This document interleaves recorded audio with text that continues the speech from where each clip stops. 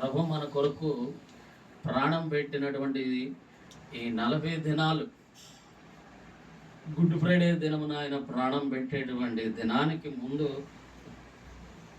మరణం జయించి తిరిగి లేచినటువంటి పునరుద్ధాన ఈస్టర్ ఆదివారానికి ముందు 40 దినాల ముందు నుంచి ప్రభువారు ఒక దీక్షగా లేకపోతే ఒక శ్రమలను ప్రభు మనుష్య జాతి కొరకు ఆయన అనుభవిస్తూ వచ్చినాడు.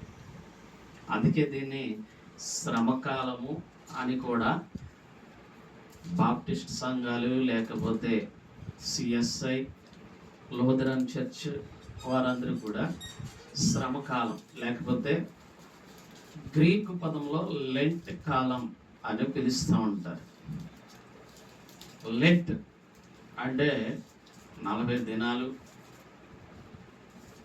చూడండి, మనం రోమన్ సంఖ్య ఎల్ అంటే మనం బట్టలు కొనుక్కునేటప్పుడు మగవాళ్ళకి సైజు ఎంత అంట, ఎల్ ఎక్స్ఎల్ అంటూ ఉంటాం. ఎల్ అంటే 40,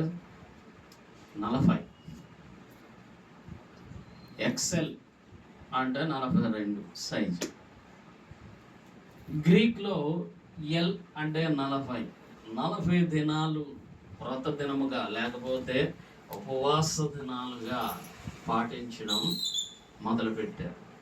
ఇది ఆచరించాలి అని బైబిల్ గ్రంథంలో ఎక్కడ వ్రాయబడలేదు, కానీ ఒక మనిషి తనను తాను ప్రభువు దగ్గర సరి చేసుకుంటూ భక్తి జీవితంలో, విశ్వాస జీవితంలో, ప్రార్థనా జీవితంలో ఎదుగుచు ప్రభువుకి సమీపముగా ఉంటూ ప్రభు దగ్గర నుంచి ఆశీర్వాదం పొందుకోవడానికి ఒక ప్రాముఖ్యమైనటువంటి సమయముగా అందరూ దాన్ని ఆచరించడం ప్రారంభించారు.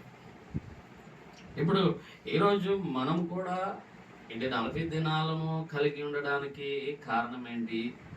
మనం ఆచరిస్తలేదు, మనం ప్రభుకి సమీపంగా వస్తున్నాం. ఎందుకు ఇప్పుడే పెట్టాలా లేకపోతే తర్వాత పెట్టుకోకూడదా అంటే, రోజు ప్రార్థనకు రామంటే నువ్వు రావు, వస్తావా? ఏంట్రా బాబు రోజు ప్రార్థన పెడుతున్నాడు అంట. కానీ ఈ 40 ప్రత్యేకమైనటువంటి దినాలు ప్రభుతో గడిపే దినాలు. గతించిన దినాల్లో మనం ప్రతి సంవత్సరం 40 దినాలు ఏర్పాటు చేసినప్పుడు అనేక మందికి ఆఖరిలో అభిషేకము ఇస్తుండేవాళ్ళం. అభిషేకం పొందుకున్న వాళ్ళు చాలామంది దేవుని శక్తిని పొందుకున్నారు. చూడండి, తబితమ్మ గారు అభిషేకము ద్వారా ఆవిడకి వచ్చినటువంటి వరం ఏంటంటే దర్శనములు చూసే వరాన్ని దేవుడు వారికి ఇచ్చారు.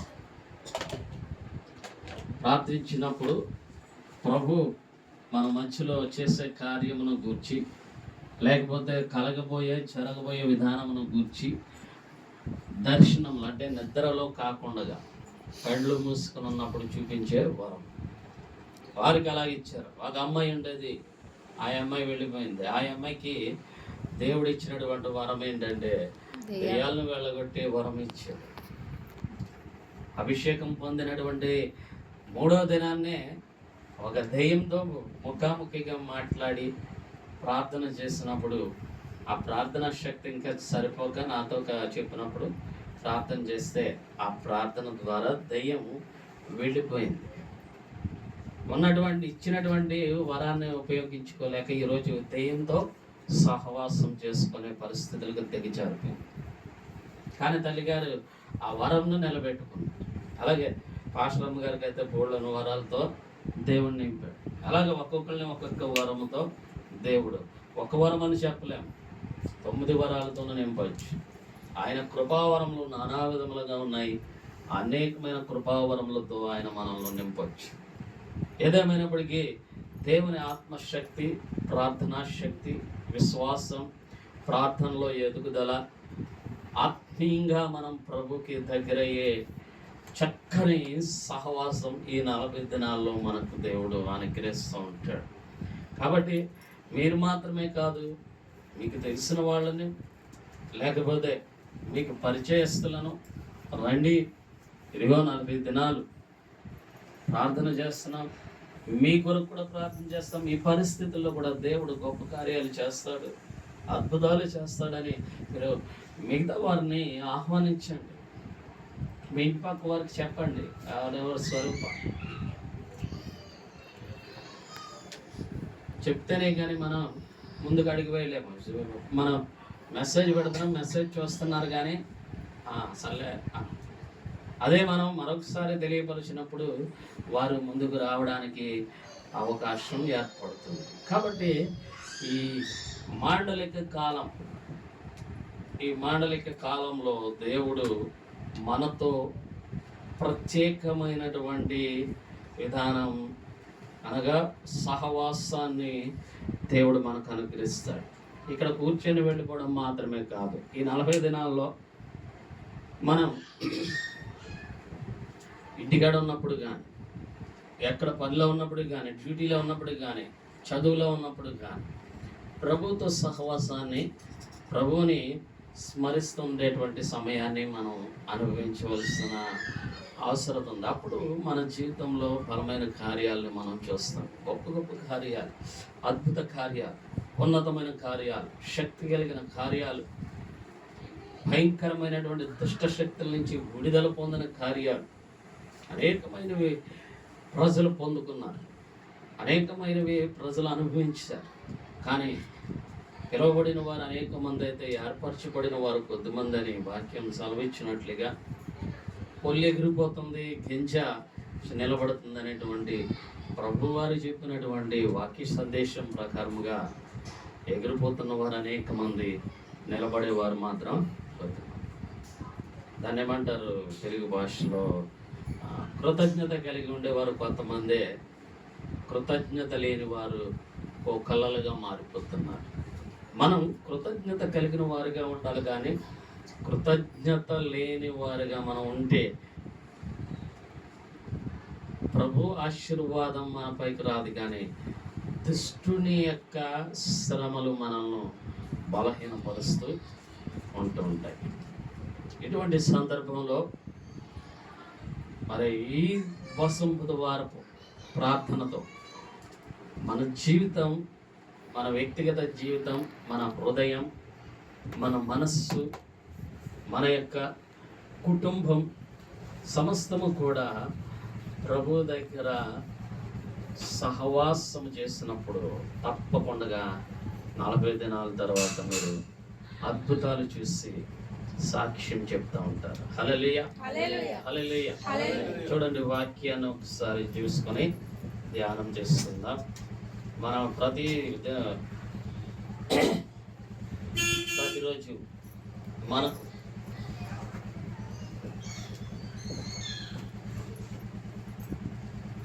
వాట్సాప్లో పెట్టబడే ప్రార్థించి ఏర్పాటు చేయబడేటువంటి వాక్యము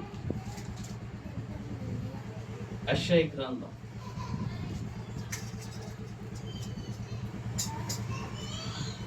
'యెషయా గ్రంథంలో నుంచి ప్రభు ఒక మంచి మాటను మనకు తెలియపరచు. ఆ మాటలో నుండి మనకు ఒక ఉన్నతమైనటువంటి ప్రణాళికను మనకు ఆయన తెలియపరుచున్నాడు. 61వ అధ్యాయము యెషయా గ్రంథం 3వ వచనాన్ని మనం ధ్యానం చేసుకుందాం. ఒక్క నిమిషం, ఈసారి ప్రతి ఒక్కరు వాక్యం తీయాలి. యెషయా గ్రంథం పేజీ నెంబర్ చెప్పాలి. 621 పేజీ నెంబర్ 601. చదువు. సియోనులో దుఃఖించు వారికి ఉల్లాస వస్త్రములు ధరింపచేయుటకును, బూడిదకు ప్రతిగా పూదండను, దుఃఖమునకు ప్రతిగా ఆనంద తైలమును, భారభరితమైన ఆత్మకు ప్రతిగా స్తుతి వస్త్రమును వారికిచ్చుటకును ఆయన నన్ను పంపి ఉన్నాడు. యెహోవా తన్ను మహిమపరుచుకొనున్నట్లు నీతి అను మస్తకి వృక్షములనియు యెహోవా నాటిన చెట్లనియు వారికి పేరు పెట్టబడును. దేవుడి వాక్యం మన హృదయంలో ఫలింపచేయును గాక. ఆమేన్. మనము చదివినటువంటి ఈ వచనంలో ప్రత్యేకముగా దేవుడు ఒక విషయాన్ని తెలియపరుస్తూ ఆ విషయంలో నుండి కొన్ని విషయాలను మనకు ఆశీర్వాదముగా వచ్చే వాటిని గురించి తెలియపరుస్తున్నాడు. బూడిదకు ప్రతిగా పూదండను, దుఃఖమునకు ప్రతిగా ఆనంద తైలం. బూడిదకు ప్రతిగా పూదండ. బూడిద అనగా కాలిపోయి నిర్జీవమై జీవము లేనటువంటిది. అనగా మనిషి జీవితము బూడిదగా అనగా నిర్జీవమై ఇక ఏమీ చేయలేని పరిస్థితులతో సతమతమైపోవచ్చు. మన జీవితం ఇంకా ఇంతే, చేస్తే బాగుండు, లేకపోతే ఎప్పుడు దేవుడు నన్ను తీసుకుపోతాడో, ఇలాగా చాలాసార్లు మనకు కలిగిన బాధలో మనం అనేకమైన ఆలోచన చేస్తూ ఉంటాం. కానీ ప్రభు ఎప్పుడు కూడా నిన్ను చూస్తూనే ఉంటాడు. ప్రభువునందు విశ్వాసం ఉంచే వారికి ఎప్పుడు కూడా ప్రభు యొక్క కనుదృష్టి వారిని ఆవరించే ఉంటారు. ప్రభు కృప వారిని ఆవరించి వారిని బలపరుస్తూనే ఉంటుంది. ప్రభు కృప మనకు కనిపించదు. ప్రభు దృష్టిని మనం గమనించాం. మనం మన ఆలోచనలోనే ముందుకు వెళ్ళిపోతూ ఉంటాము తప్ప ప్రభు యొక్క కనుదృష్టి కానీ ప్రభు యొక్క ఆత్మ నడిపింపు కానీ మనల్ని ఎప్పుడు కూడా విడిచిపోవు. అలాగే నీ జీవితంలో ఎప్పుడు కూడా నిన్ను నీవు తక్కువ చేసుకొని ఆలోచన చేసుకోవద్దు. నిన్ను నీవు తక్కువగా నాకెవరు లేరు, నాకు ఏం చేసేవారు లేరు, సహాయం చేసి ఎవ్వరి సహాయం వద్దు. నీకు రూపాయి ఇచ్చినా నిన్ను తర్వాత నా దగ్గర సహాయం పొందుకున్నావు అన్నట్టుగా చూస్తారు. నువ్వెవరి మీద ఆధారపడిన అవసరం లేదు. సర్వశక్తిమంతుడైన దేవుడు మన మీద ప్రేమ చూపిస్తున్నటువంటి గొప్ప దేవుడు మీద నువ్వు ఆధారపడితే నీ జీవితంలో ఆయన మరలా కృప కలిగిన కార్యాలతో నిన్ను బలపరిచి ముందుకు నడిపిస్తాడు. హల్లెలూయా. చదివినటువంటి వాక్యంలో బూడిదకు ప్రతిగా పూదండ.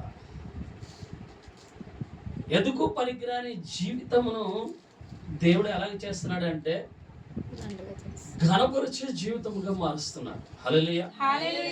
ఎవరన్నా రాజకీయ నాయకులు ఎవరో వస్తారు, ఏం చేస్తారు? పూదండలు తెచ్చి వాళ్ళకి దండలు వేసి వాళ్ళకి బొకేలు ఇచ్చి వారికి సాల్వాలు కప్పి సన్మానిస్తూ ఉంటారు. అలేమన్నా మంచోళ్ళ? మనకు రావాల్సినవి అన్నీ కొట్టేసి వెనక పోగేసుకొని మనల్ని ఉచిత బియ్యంతో పక్కన పడేసేటువంటి వాళ్ళే. అంతే తప్ప ఎవరు ఏమి చేసేది ఏది లేదు. ఉన్నాయే పీకేస్తున్నారు. చూడండి, ఆవిడకి అన్నటువంటి ఆ పెన్షన్ పాపం లేక వచ్చిన పెన్షన్ ఆగిపోయి సుమారు 8 నెలల నుంచి అంత నరకయాతన పడుతుంది. మనం అనుకుంటూ ఉంటాం వాళ్ళు ఏదో చేస్తారు, ఇవ్వలేదు. కాదు, ప్రభువు బూడిద లాంటి పనికిరాని జీవితముగా ఉన్న మనల్ని దండలు వేసి బొకేలు ఇచ్చి సన్మానించినట్లుగా ఆయన మనల్ని ఘనపరిచే దేవుడు. హల్లెలూయా. ఎప్పుడు బాధపడద్దు, ఏంటి నా పరిస్థితి ఇంతేనా అనుకోవద్దు. నేను ఘనపరిచేటువంటి గొప్ప దేవుడు ఉన్నాడు అనేటువంటి విషయం మర్చిపో. నిన్ను ఘనపరుస్తాడు. నిన్ను ఒక విలువైన వ్యక్తిగా చూస్తున్నాడు. నిన్ను ప్రేమిస్తున్నాడు. అంతగా దేవుడే నిన్ను కలుగు చేసిన వాడే నిన్ను ప్రేమించి ఘనపరుస్తాను అంటే దేవుని చేత చేయబడ్డ మనిషి కోసం, మనిషి సహాయం కోసం నువ్వు ఎదురు చూడవలసిన పని ఏమాత్రము కూడా లేదు. మన పరిస్థితులను మార్చి దేవుడు ఏం చేస్తానని సెలవిస్తున్నాడంటే, చూడండి, సియోనులో దుఃఖించు వారికి ఉల్లాస వస్త్రమును ధరింపచేయుటకును, బూడిదకు ప్రతిగా భూదండను, దుఃఖమునకు ప్రతిగా ఆనంద తైలమును, భారభరితమైన ఆత్మకు ప్రతిగా స్తుతి వస్త్రమును వారికి ఇచ్చుటకును ఆయన నన్ను పంపి ఉన్నాడు. హల్లెలూయా. చూడండి ఇక్కడ ఎన్ని బాధలు ఉన్నాయో మనిషికి కలిగే బాధలు. మొట్టమొదటిగా దుఃఖించేవారు, దుఃఖముతో ఉన్న వారికి ప్రభుని ఆశ్రయిస్తే దేవుడు ఉల్లాస వస్త్రాన్ని ఇస్తాడంట. అనగా వాళ్ళని వీళ్ళని ఏంటి సాల్వాలు కప్పి వాళ్ళని ఏం చేస్తాం సన్మానించినట్లుగా దేవుడు నీకు ఉల్లాస వస్త్రం ఇస్తాడంట. అనగా నీ జీవితంలో ఒక సంతోషకరమైన ఉల్లాసవంతమైనటువంటి ఒక మంచి స్థితిలోనికి నిన్ను తీసుకొని వస్తాడు. రెండవదిగా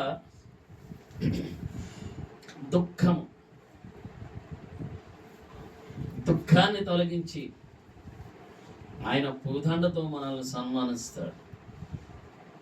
భారభరితమైన ఆత్మకు ప్రతిగా స్తుతి వస్త్రమును అనుగ్రహిస్తాడంట. స్తుతి వస్త్రం ప్రభువుని స్తుతించేటువంటి పరిశుద్ధ ఆత్మ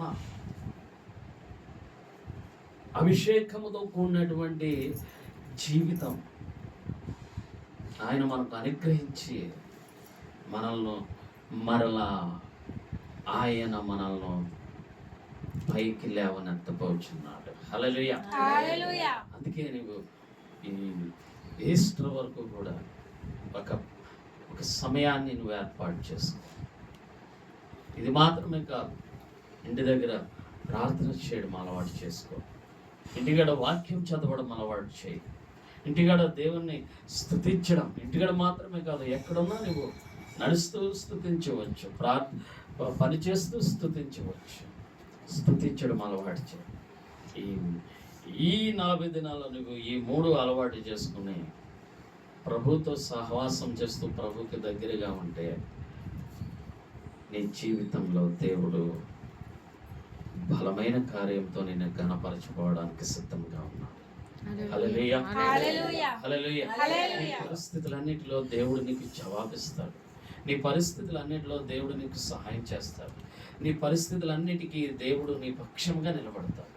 నీ పక్షముగా నిలబడి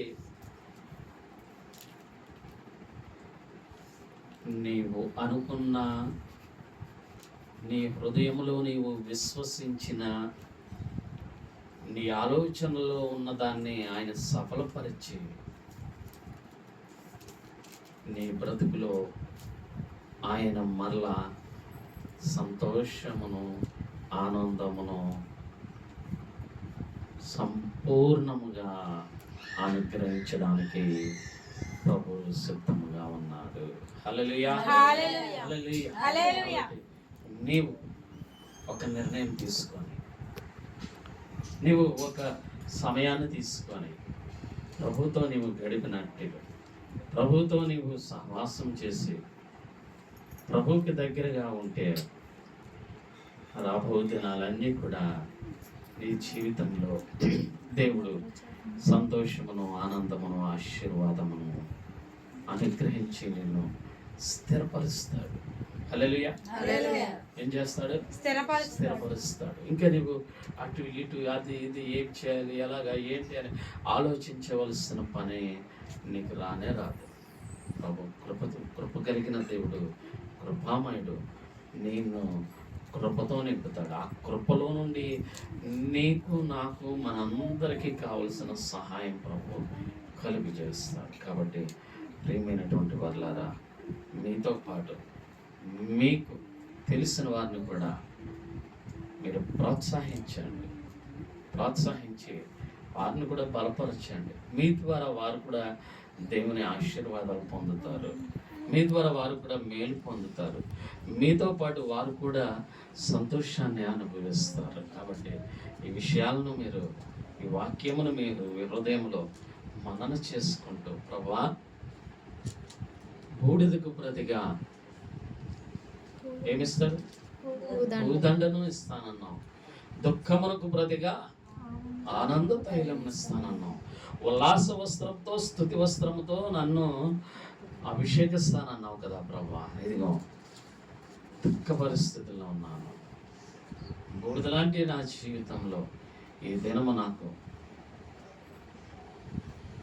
ఉల్లాస వస్త్రంతో నన్ను నింపు ప్రభా అని మనందరం ప్రార్థన చేస్తూ ముందుకు సాగిపోదాం. దేవుని కృపను పొందుకుందాం.